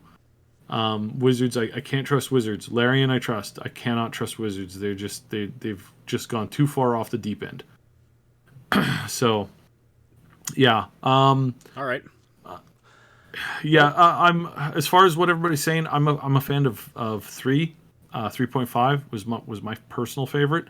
2E obviously pretty good, but yeah, my favorite is 3.5. But I hear 5.E, the newest 5 is pretty decent. Again, not my favorite, but if it gets us what we've been asking for the past 20 bloody years, then I think we've got something. So yeah.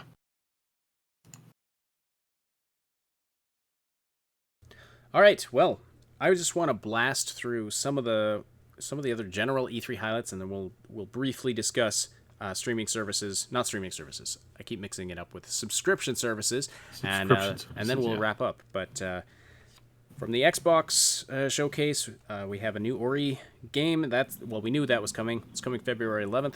Minecraft is releasing a dungeon crawler in Minecraft style, coming spring of 2020. Jedi Fallen Order is looking pretty good. We released a video on that, so I won't go too in depth into that. But what we saw of the actual gameplay, and actually the best stuff was shown at the Xbox conference, not at the EA showcase. Interestingly enough, but it's looking pretty good. There's a horror game called Blair Witch that I'm going to be keeping my eye on. Gears 5 September 10th, and then Halo is coming holiday of 2020, so it's a long ways off yet. We've got a whole other E3 and 2 Christmases before we see, well, no, maybe not 2 Christmases, but it's coming holiday 2020. We've talked about Bethesda already, so I'm going to skip that. Square Enix, some of the highlights from that. Final Fantasy VII Remake, by the way, about 103% of the Square Enix showcase was Final Fantasy stuff, but the Final Fantasy VII Remake is coming March 3rd, and it looks really interesting. It's got a really interesting combat system where they're combining live combat, like live action combat, with character switching. So this differs a bit from I'm not a Final Fantasy person. I'm going off of what Jamie was describing to me as she was commentating on the showcase with me. But it looks like kind of a hybrid between live action combat and what the combat was before. So anyway, it looked interesting to me, and I have never played a Final Fantasy game in my life, so I'm going to be keeping my eye on that as well. We saw a little bit about Outriders. We know it's coming summer 2020. We know it's a dark modern shooter that's got some kind of a sci-fi feel to it, but other than that, we did not see much about it at all. No gameplay, nothing. I could not tell you what this game is about, but it looks like it could be interesting. We saw some footage of Dying Light 2, and it looked really quite good, actually. And then the new Avengers game, Marvel's Avengers. It's a third-person action game based on the brief snippets of gameplay that we saw. It's looking like a third-person action game coming May 15th, 2020. But they're doing this live service rollout thing that makes me very suspicious. I'm concerned about getting just another live service game. I don't have a high opinion of live services, so. Well, I hate to tell you, but it's a live service game. You're gonna be able to buy costumes and outfits and heroes and unlock things and unlock more things. Well, and that's unlock disappointing because it could be the things best game ever, and then it just gets more things with money. And yeah, but what do? They nerf stuff so that they can sell it to you, like Fallout 76. Yeah. You know, yeah. And well, I was playing a mobile game the other day. And I was like, hey, I'm really liking this. I got a free character that I was like my top pick for the character. Absolutely liked the game. Was casually playing it for having a little bit of fun. I am forced to sit in standby mode where I can't do anything other than play basic phone games from time to time. So cool. Now I've replaced most of that with writing right now. So I've been writing a book. If you're at all interested in test reading, I'm still looking for new test readers. But they ended up nerfing all of the quote unquote free characters. They nerfed them all really, really badly, and then they released a whole bunch of new characters that people would spend upwards to $250 trying to unlock. And I'm like, screw the nail into the board with a screwdriver and throw it in the wood chipper, because I am done with that. If you're wondering why, which leads me to the follow-up, if you are wondering why there was bleeping of the Microsoft show, they were doing this so that the YouTube channels could stream it and not have to get their video immediately demonetized. So it was actually quite a nice thing for them to do. It did come off as like, why are they bleeping this? But when you know the reason for it was because they were basically taking the side of the YouTubers in this current YouTube fight. I'm okay with that. It's like, thank you for not making it hard. Actually, we probably could have streamed the Microsoft one on YouTube and totally been fine, because they kept pretty much like all licensed music out of it too. So that was another nice thing. I wish they had communicated that a little bit better beforehand, but I got to give Microsoft props for that, because thanks that for is doing really that. cool. That was pretty good. All right, did I get through Square Enix? Yes, I did. So I'm only halfway through the PC gaming show thus far, but there's some interesting stuff. We saw a bit about Vampire the Masquerade Bloodlines 2. It's coming Q1 2020. Looks fascinating. I don't know if I can get into a game where you have to be in the head of a vampire, but we'll have to see. We have got a multiplayer game called Midnight Ghost Hunt. Now, this is a game sort of inspired by Prop Hunter, but and at first I was like, oh, another indie multiplayer game. But watching it, I was like, this looks like a lot of fun. I want to get some people together and play this. It's created by one guy. There's a team of ghost hunters who go into a haunted house, and then the other team is the ghosts that hide in and possess objects in the house. The difference from Prop Hunter is that, the objects can actually fight back against the ghost hunters. And there's some other stuff that the guy revealed, some interesting sounding details, but it actually looked like a lot of fun. And then this I wrote down just because it was funny. Conan Chop Chop is not a hoax. It's actually a game. That's a thing. I do not know if I agree, but that is a thing. Yeah, it's a thing. They released a teaser trailer for this on April 1st, so everyone thought it was a joke. And it was funny. In the showcase of this game, they showed quotes from articles saying, this game actually looks fun. Too bad it's fake. No, it's real. What it is, and it's like a chibi. It's a real game, and it's a chibi style Conan dungeon crawler kind of game. Right? Yeah. So anyway, for Ubisoft, we've already discussed Watch Dogs Legion. Looks interesting. Could work. Could potentially be a disaster. We'll have to see. They spent a good chunk of the Ubisoft conference promoting a TV show about. It's a comedy show. Written, but it's like the show centers around the developers of like the most popular MMO in the world. It's a fictional one, of course, but it's a comedy about being a game developer. Unfortunately, it's only on, I think it was Apple TV or one of those. Love watching that. One of those exclusive TV streaming services, but yeah. Also, Gods and Monsters. That's interesting. Gods and Monsters from the creators of Assassin's Creed Origins, or was it Odyssey? One of those two. Gods and Monsters. It's a completely it's not an Assassin's Creed game, but it is. That one looks interesting as well. It's like based in mythology of different. Different gods and ancient heroes and things. It's very stylized art style.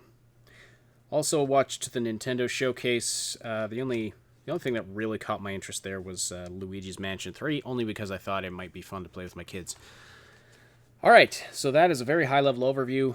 But going back to the Ubisoft conference, one of the things they announced was it was Uplay Plus, which is their game subscription service. I keep saying game streaming service. I've got to be careful about that. Their game subscription service, which is along the lines of like what Microsoft and EA has done. But they are offering a ton. Like you get access to the complete, like the full, most advanced editions of all the games in their library, basically, including all DLCs and like special edition add-ons and all of that. You get all of that on Ubisoft's streaming service. So on the surface it looks very similar to EA's, Ubisoft is actually offering a ton more than any of these other people are. Now it's also more expensive. It's as expensive as the top tier one from EA, I believe. $14.99 American per month. And they're also doing a partnership with Stadia, in which they're going to bring all these games to the Stadia streaming service. Now, the reason I wanted to bring this up is just to get in a brief discussion about, is this the direction that gaming is going, where you will pay a subscription service and basically have Netflix for games, rather than buying a game and rather than just buying a game and just owning just that game. Will you actually have to subscribe to a publisher, and then you'll have access to their entire library of games? Is that the future of games? Like, what are your thoughts on that side?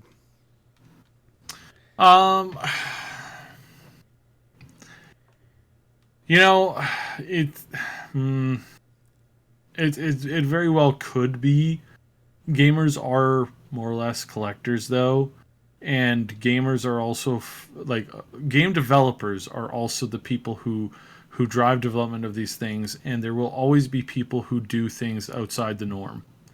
And sometimes when there's more of the normal thing going on, when something abnormal shows up, aka Subverse, people go nuts over it and support it because they're like, hey, this is spitting in the face of what the people in power are telling us we have to do and we have to like and we have to follow. And people, especially young people, are, for the vast majority, most part, are fairly, especially when they're younger, they like to rebel, and rebelling against any authority is a thing that they do with great joy. So and is part of, and really in a lot of ways is part of growing up.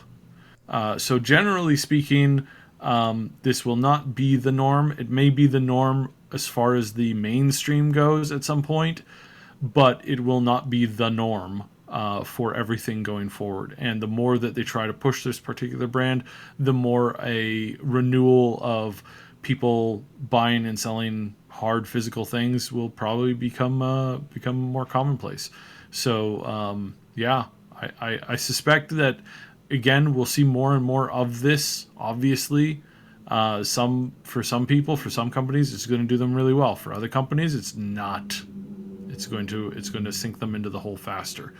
So generally speaking, yes, we'll see more of it. Overall, I don't think we'll ever get to the point where it becomes the only way to play games. I really don't think so. Yeah, it definitely would not work for all publishers.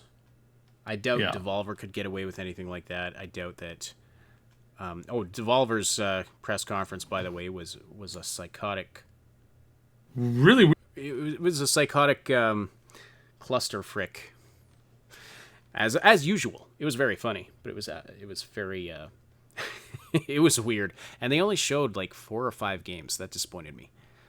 But yeah, it wouldn't work for every publisher. I doubt Bethesda could do that with much success. I doubt that, some of the smaller publishers couldn't. So unless it like everybody consolidates into like a Netflix style thing,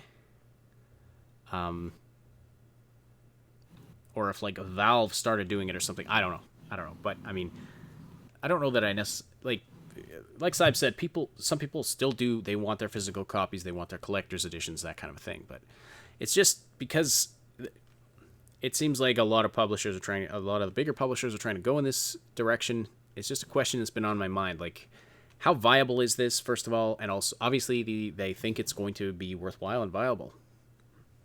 But I have to think it's because the only way that's more lucrative for Ubisoft to do that is because they're relying on getting more money from you this way than you would otherwise be spending on games and related content. You know what I mean? So, how much financial sense does that really make for the gamer? That's a good question. If you're buying 20 games a year, sure, that makes more sense. If you're only buying 2 or 3 games a year, I don't know. You'd have to do the math. I mean, and it might make sense for people like us who are content creators and trying, playing vast variety of games every year, and trying to get as much experience with as many games as possible. For the average gamer, I don't know. Maybe only the most hardcore. Plus, then, if you think about you're having to subscribe to Ubisoft and to EA and to this and to that in order to get to, in order to be able to access all the games you want to play, that could get pretty pricey per month, especially like $14.99 a month. That's pretty insane. All right. I think that about wraps it up. Did you have any final thoughts, Saib? Yes, always. I have a ton of final thoughts, but I think we're good for now, and we probably don't need to be overloaded by them. So, yeah. Generally speaking, I think this E3 is kind of a bummer as far as like just gameplay and lack, like just the fact that, I mean, the only thing that's really awesome there is a handful of things that you can't get unless you're there, and that kind of sucks. But I mean, overall, it's like, it's E3, and we're seeing tons of like game stuff. Really, really happy with Nintendo, with Microsoft and Nintendo. Actually, they're both headed in the right direction. Kudos on Nintendo announcing the Witcher thing. Maybe they have gotten a little bit further in that lawsuit, so that's cool. Generally speaking, but I'm using that word way too much. Not generally speaking. It's like super hot here, and I haven't turned on the cooling device yet. So, yes, happy with a lot of the things there. Generally, though, a little boring as far as E3 goes this year. Little on the boring side, but lots of things moving in the right direction, including the fact that I think honestly, EA needs to be E3 needs to be shaken up quite a bit, and it's headed in that direction. Let's hope it happens sooner rather than later. Yeah. Absolutely. Well, thank you so much, everybody, for your support, not only of this show, but all of our content this week. Thank you for the love we've been getting on our videos, and the likes and the comments and all the appreciation there. It's been a crazy week, but it's been a rewarding one, knowing that you appreciate our content. So thank you so much, and thank you for supporting this show and for the great conversation in the chat. Thank you especially to our Patreon supporters, Shannon Vega, Old Man Manson, and our 2 anonymous supporters. Also our channel members, Captain Dammit and Jason Cropper. Thank you to Irish Flynn for the generous super chat today. We really appreciate that. And all of you, if you wouldn't mind slamming that like button before you leave, we would really appreciate that. If you're listening after the fact, leave a comment below. Share this with your friends who love gaming, with your other gaming communities. That's how this channel really grows, and that is a huge important part of it, and we really appreciate it when you do all that stuff. If you're listening after the fact on SoundCloud, iTunes, Spotify, Podbean, wherever you're listening, thank you also for interacting with us on those platforms, and feel free to join us Wednesday nights and Saturday mornings for the live show where you can interact with us and other listeners and be a part of the discussion. Next podcast is Saturday morning, and who knows what news is going to happen between now and then. E3's not over yet. Well, I guess it kind of is, but I mean, we're anticipating lots more to share with you, so definitely tune in on Saturday morning for the next podcast. It'll be more laid back. Thank you for sticking with us through this whole thing. Longer show tonight. I know it's been very rapid fire. We've been moving along really fast to get through a ton of information, so glad you guys to see so many people still here. That's fantastic. The Augmented Reality Podcast is a presentation of the Triple S League. Check out our YouTube channel for game guides, reviews, comedy, news updates, and tons more quality gaming content. My name is Asheninity, and on behalf of Obsidian, thank you so much for listening. You are all breathtaking, and we'll talk to you Saturday.